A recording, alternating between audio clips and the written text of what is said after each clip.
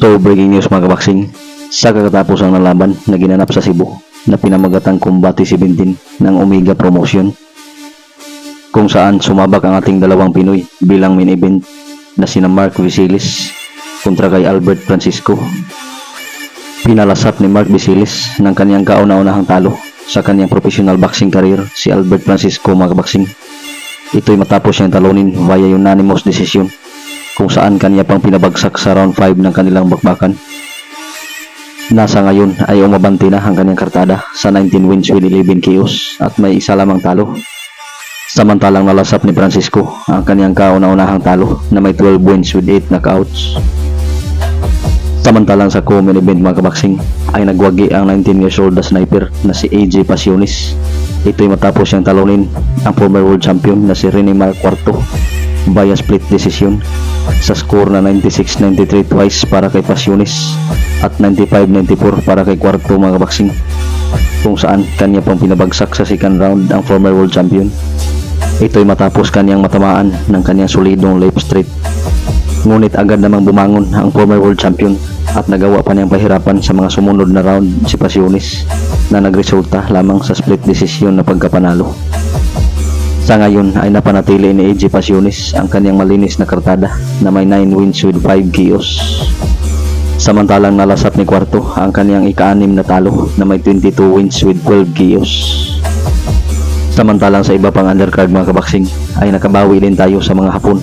Ito'y matapos manalo ni Jason Canoy Manigos kontra sa unbeaten na Hapon na si Kakiro Masimo via split decision sa score na 77-75 pabor kay Manigos at 77-75 pabor kay Masimo, at ang isang hurado mga kabaksing ay 78-74 pabor kay Manigos.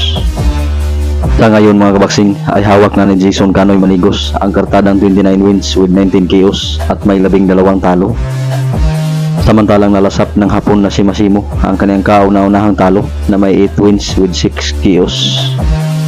Samantalang speaking of Hapon mga kabaksing ay napasabak din kanina sa bansang Japan mismo ang ating undefeated na pambato na si Vincent Lacar kontra sa undefeated din na Hapon na si Sanpei Odagiri, kung saan binunyagan ng ating pambatong si Lacar mga kabaksing ng kauna-unahang talo ang undefeated na Hapon na si Odagiri. Ito'y matapos niyang talunin via unanimous decision sa hometown mismo sa nasabing Hapon. So sana mga kabaksing tuloy-tuloy na ang panalo ng ating mga pambato, lalong-lalo na kontra sa mga Japanese fighters. Dahil sa panalo ni Lacar mga kabaksing ay kanyang napanatili ang kanyang undefeated na kartada na may 7 wins with 3 KOs.